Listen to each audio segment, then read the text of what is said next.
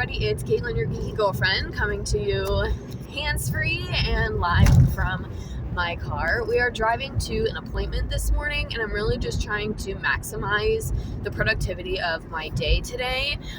So I did just post my first Disney post of this trip that I took over the weekend, and we posted a reel last night, so there's another reel coming, but this is going to be a book review today for which, as you guys know, if you've been around for a while, all of my full book reviews are here on YouTube. So this is the first one in a while, and yeah, so let's get into it. And if you are new here, like I said, I'm Caitlin, your geeky girlfriend, and welcome to my channel, which has a little bit of everything. There are some Disney mystery unboxings, there's Disney vlogs, there's clothing hauls, try-ons, book reviews, movie reviews, so a little bit of everything here on this channel. So the book we're going to be reviewing today is actually my first non-fiction book of the year, and my goal for this year is to read 12 nonfiction, because I try and do 1/4 of all the books that I read in a year. I like them to be nonfiction. Now we are almost officially 1/3 of the way through the year, and I've only read one nonfiction book, so we'll see if I accomplish that piece of it, but I might not get to the 12 nonfiction books since my goal for the year is 48 books, but we shall see. But the book that we're going to talk about today is actually, like I said, book number 11 for the year. And it is, if you're interested in looking at the cover, make sure you check out the thumbnail, because I unfortunately don't have the book on me. I meant to bring it with me on this little car ride, and I forgot, so I could show you guys.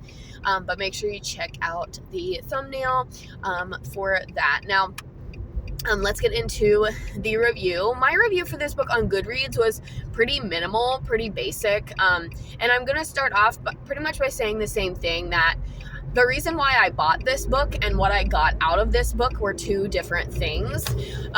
So first we'll talk about why I bought it and why it was intriguing to me. This definitely came from like Books A Million, Ollie's, somewhere like that has like pretty cheap books. I know for a fact I did not pay full price for this book. It might have come from half price books, but I don't remember now. I've had it for a few years, and the book we're going to talk about today is A Uterus is a Feature, Not a Bug. The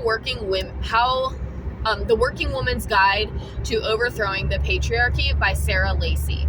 So right off the bat, we know that this is going to be a feminist work, and it definitely was that. So if you are a strong feminist, then right away you have something that you might like. Now, let's talk about why I bought this book. I bought this book because I thought it was going to be this like maybe personal or maybe a compilation of stories of working women who have children, and like how they manage their time and how they manage their day. So, and the whole overthrowing the patriarchy part was more of a maybe like an underlying theme, and not so much an in your face like you have to hire these type of people and whatever. So and I'll get into more of that in a minute, but so I went into this book thinking that it was going to be this like, oh, here's how I schedule my day. Here's when I spend time with my kids. Here's when I work. Here's what works best for me. And there was some of that, but there was some of that from a very rich, very powerful woman in Silicon Valley, not your run-of-the-mill teacher mom, or not a nurse or somebody like that who works a little bit, has a more strict schedule, we'll say. So Sarah Lacy is the founder of the news blog Pando Online, And so she lives and works in the Silicon Valley and works in the tech industry. Now, this is a big critique that I have of this book, is a lot of what she was talking about I have no idea of, because it's just not my area of expertise. Like, she was talking a lot about VCs, venture capitalists, which those are your people like Shark Tank, the people who actually put money into these small business owners. So like that part I understood, but she did have kind of an expose in one of the chapters on Uber, which confirms everything that I had always heard about Uber, and how Uber is a very sexual company, and they really don't take women's safety into account when this app was created, and the founder isn't very woman-minded and just doesn't really take things seriously in terms of sexual allegations and things of that nature. So she talks a lot about that. And then she name drops some of her familiar tech industry friends who are also moms. So it was, on that regard, it was kind of like, oh, okay, there are a lot of women who work full time and continue to have lives with their children and their husbands. Now, let's go back to the point that I made earlier about these aren't run-of-the-mill people, right? These are women making close to, if not 6 figures or more a year. They are living in California, Las Vegas, these really big cities. And one of the points that Sarah Lacy makes pretty early on in the book is that she could not have done it without the help of a night nurse and a nanny. So if you are someone like me who is very anti-nanny, very anti-night, now the night nurse I don't really know that much about. That's not something that anyone around here in central Ohio really has much experience with.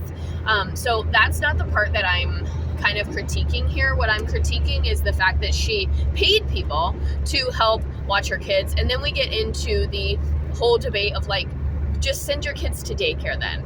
And I really wanted this, which is fine. That's a fine and fair choice. I was a preschool teacher. I support daycares and preschools. I think early childhood education is super important. So I'm not saying that you should not send your kids to daycare. What I am saying though is that is the option that it always comes down to. She didn't really give any strategies that were really revolutionary in terms of how to be a working woman and be a mom. I do think it's very possible to do both, but I think a lot of it relies on your boss, your company, and there are just a lot of factors that a lot of women do not have the ability. And she has a caveat to all this, and she does say, like, I feel like I work very hard for what I make and what I do, but I know I'm not working as hard as single moms in Brooklyn or single moms in Harlem, or I know I'm not working as hard as so-and-so. And she gives some testimonies from women in the tech industry who are in their late 30s, early 40s, and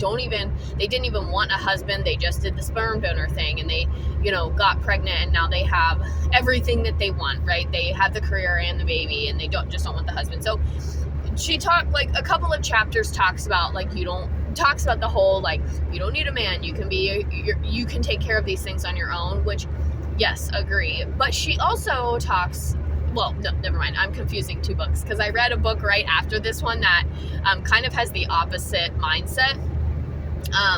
Anyway, that's in another video. Go check that out. But so yeah, what I wanted from this book and what I actually got from this book are two different things. So I talked about what I wanted. Now let's talk about what you get in this book. This book is a very left-leaning. If you are a conservative woman, some of this might be, a little bit eye-roll inducing if you are a conservative woman. If you're a liberal woman, or even somebody who leans more left, then you will probably agree with 99.9% of everything that this book has to say. Now, I do not disclose what my politics are anywhere on any of my social media platforms, so I'm not going to talk about which side of that coin that I am on, but I'm just going to say that regardless of if you are left or right, as a woman, there are things in this book that you probably have experienced or that you know of other people have experienced. Like, for example, my experience with this book is everything that she said about Uber is exactly why I do not ride in Ubers by myself. I do not have the app. I will never order an Uber for myself. And if it's like, even if it's just me and my husband, I will not order an Uber. I will do anything else. I will pay to rent a car. I will pay to take a bus. Like the subway, no. You will not catch me renting an Uber by myself. I just don't do it. So that was my experience there. And like some of the things that she experienced when she was pregnant, like some of the things that people said to her and some of the things that people said to her after she had her babies, are things that I think every woman probably experiences. Like, I had a job interview one time where I told them that having a family was in my future, and I was not selected for that job. So no matter what side of the political coin you are on, there is something in this book that you can relate to personally and from a personal experience. Now, with all of that being said, and like I said, if you want like a very feminist book, women author, women minded, like this is how we're going to change the, think of the Barbie movie. This book is kind of the Barbie movie, but related to the tech industry. I wish it would have been a little bit more generalized to all industries. I wish she would have done a little bit better job of actually making practical recommendations, other than just saying hire a night nurse or have an awesome co-parenting relationship with your separated/divorced partner. Like, that's not the reality for everyone either. And so I think she does a good job of grounding herself towards the end of the book. Like, hey, everything that I shared here, I know is only my experience. But as you're reading it, it kind of gives you this like, well, yeah, it's easy for you to say you're sitting in Silicon Valley and have access to 2 other adults in your life who can help you. Not that I personally have that experience, but I just know that's not the reality for women in our country.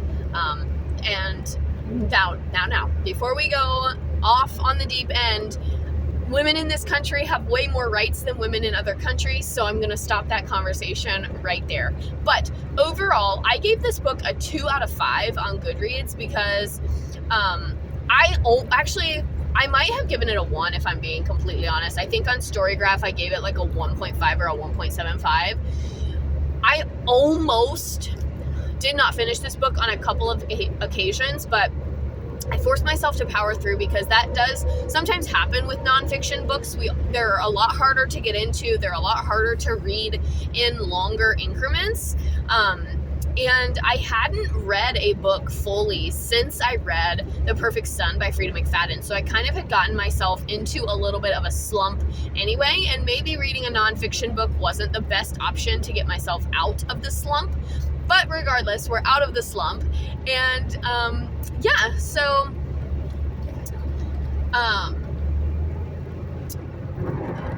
nonfiction is kind of harder to dissect anyway. So these books are not going to be things that you can read in one sitting. And that does affect my ratings.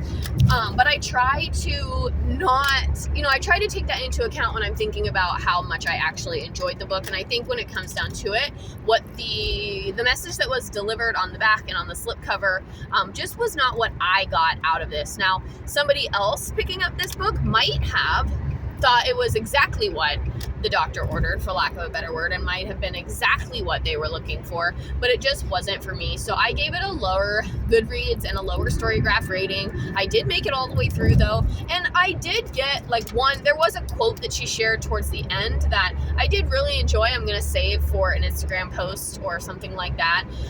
But yeah, overall, I think my biggest complaint was that most of what she was talking about was relevant to the tech industry, and there wasn't a ton of other things related. Like there just wasn't a lot of other things, other industries discussed, other than a passing oh yeah, this is how I do it in my industry because I have this flexible. So take all of that how you will, and do with that what you will in terms of if you want to read this book or not. I did share a few other things that I liked in my Goodreads review. As always, you can find me over on Goodreads at Caitlin M. Your geeky girlfriend. And yeah, stay tuned. We've got another book review dropping today. And this one, I have a much, well, I won't spoil it, but you'll just have to go check it out. And I will also go ahead and tell you guys that right now I am doing a rainbow reading challenge. So I am picking books to read based on the colors of their spines. And so this one, A Uterus is a Bug, or is a Feature, Not a Bug, was my red spine. And right now, as I'm filming this video, I'm currently reading my yellow spine book. So my orange spine book is going to be dropping as a review later on. So if you're watching this video, go ahead and scroll up and down. Make sure you didn't miss that next review. And I think that's it for this one, guys. Thank you so much for watching. If you're new here, make sure you hit that red button and subscribe. And you can turn on the notifications by hitting the bell, and then always get notified about my latest videos. And if you like this video, give me a thumbs up and let me know. Also, let me know if you have happened to read this book, and if you know of any books that are similar or have similar kind of themes without all the tech stuff, please drop them in the comments, because I would be interested in possibly pursuing those titles. So please do all of those things down below, and I will see you guys in the next video.